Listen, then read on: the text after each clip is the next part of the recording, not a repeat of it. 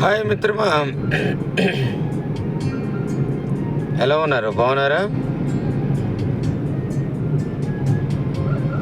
నాకు కొంచెం ఆరోగ్యం చిన్న ప్రాబ్లం అయింది. హాస్పిటల్కి వెళ్ళాలి, అయినా పర్లే వెళ్తాను. 20 తారీఖున వెళ్తాను. నా కొడుకులు చేసిన మోసాలు, ఫ్యామిలీ చేసిన మోసాలు అన్నీ వదిలేస్తాను అంతే. ఎందుకంటే మీకు గత వీడియోలో చెప్పా, మన నిజాయితీ మనకు కంపల్సరీ కాపాడుతుంది. దేవుడు అంటే ఎక్కడో లేడు. నీ మనసే దేవాలయం, నీ మనసులో నువ్వు అనుకుంటున్నదే దేవుడు. మన మనసే మనకు దేవాలయం. అవన్నీ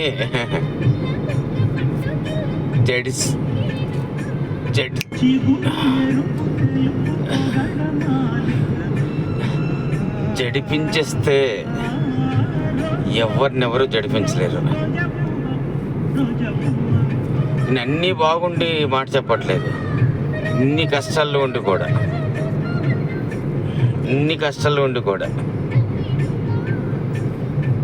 ఈ మాట చెప్తున్నా.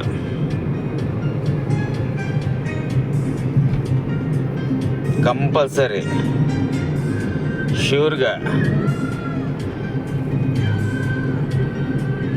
ఇన్నాళ్ళు నేను చేసింది నిజాయితీ కరెక్ట్ అయితే నేను మళ్ళీ బ్రతికొస్తా. హాస్పిటల్కి వెళ్ళి మళ్ళీ బ్రతికొస్తా. లేకపోతే ఆ దేవుడే నన్ను అక్కడ హాస్పిటల్లో చంపేస్తాడు.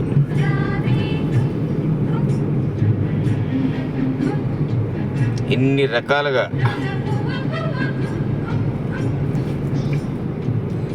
రకాలుగా అవమానాలు, థ్రెటనింగ్స్, భయపెట్టాలు,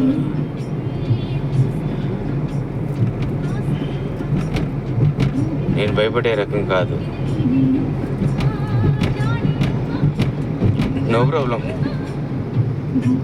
ఈరోజు నేను ఈ వీడియో ఎందుకు చేస్తున్నా అంటే, ఈరోజు నేను కార్లో ప్రయాణం చేస్తున్నా. మన వీడియో పెట్టాను కదా,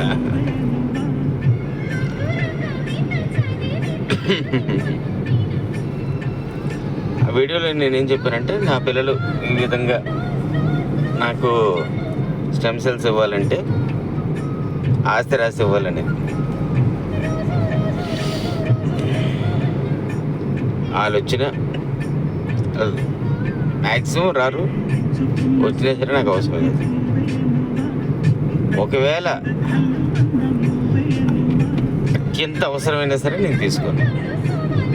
దిస్ ఈజ్ ఫైనల్. ప్రతి మాలి డాడీ ఇస్తానని చెప్పినా సరే తీసుకునే ప్రసక్తి లేదు. బికాజ్ ఆఫ్ నా నిజాయితీ.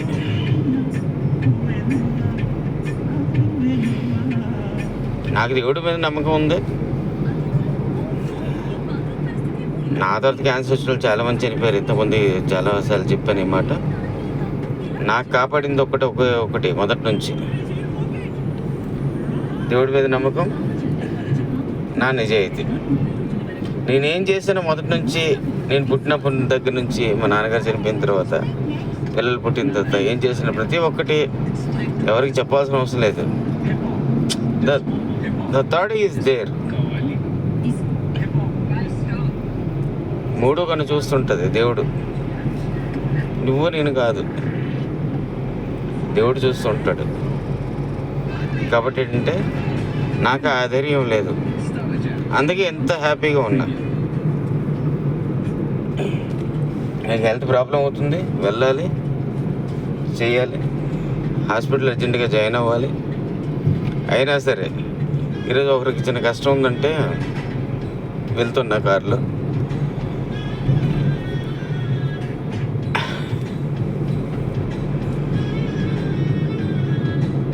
ఎప్పటికీ మనలో నిజాయితీ ఉంటే మనం ఇంతే హ్యాపీగా ఉండగలం. మనం ఏదైనా చిన్న తప్పు చేసామా మనం చంపేస్తుంది, అది చివరి వరకు చంపేస్తుంది. ఒకటి, తప్పు చేయని మనిషి ఎవడు ఉండడు. పొరపాటున జరిగితే తప్పులు జరుగుతాయి, రియలైజ్ అవ్వాలి, చేయాలి. కానీ ఒక తప్పును పట్టుకొని అదే తప్పును పట్టుకొని మనిషిని హింసిస్తానంటే ఒక తోక వేసుకుందాం. మనం ఇప్పుడు ప్రతి మనిషి పూర్తిగా మంచోడు, పూర్తిగా చెడ్డోడు అనేది కాదు.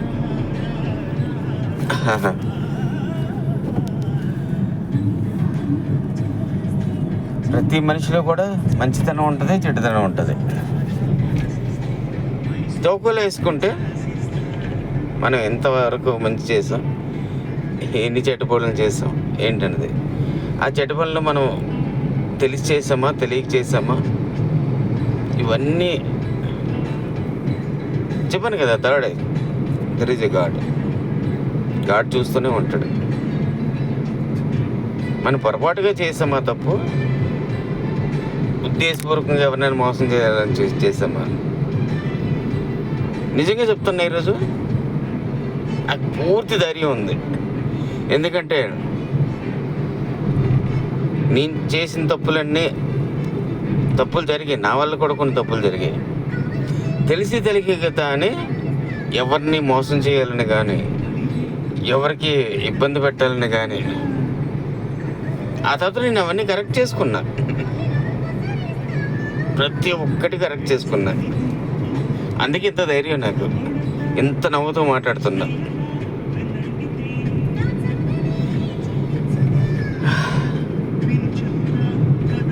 నిజాయితీలో ఉన్న హ్యాపీనెస్ ఎక్కడ ఉండదు.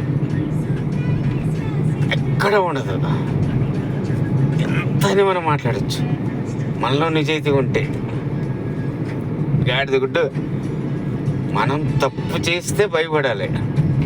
మనలో నిజాయితీ ఫస్ట్ ఎవరికి సమాధానం చెప్పాల్సిన అవసరం లేదు.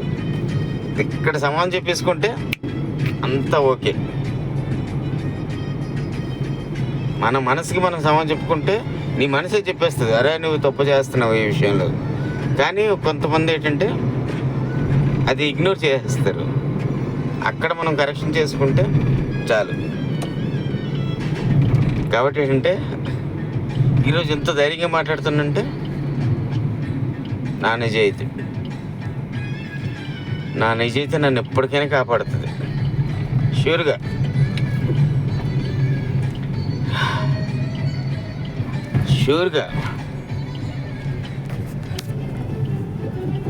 బ్లడ్ క్యాన్సర్, గాడిద గుడ్డు, ఈ ట్రాన్స్ప్లాంటేషను నేను ఆల్రెడీ చూసి వచ్చినవి. ఇంకా కష్టం అవుతుంది, వెళ్తాను, హాస్పిటల్కి వెళ్తాను.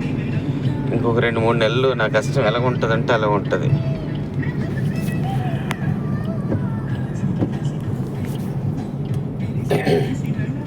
పర్లేదు, షూర్గా పర్లేదు. నిజాయితీలు ఉన్న గొప్పతనం అది. ఇంత ధైర్యంగా మాట్లాడగలుగుతున్నానంటే నా నిజాయితీ. ఇన్నిసార్లు నిజాయితీ అని మాట్లాడుతున్నానంటే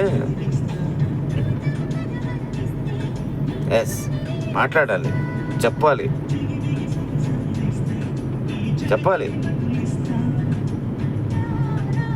ఎవడైనా సరే నా మీద రాలేస్తున్న ఒక్క నా కొడుకైనా సరే నువ్వు నిజాయితీగా లేవని నిరూపిస్తే నేను స్థలం అయిపోతా. థ్యాంక్ యూ మిత్రమా.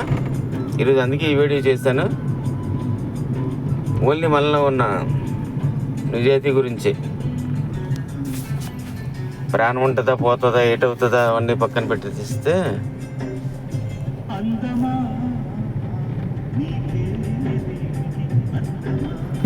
సరే. బాయ్ మిత్రమా.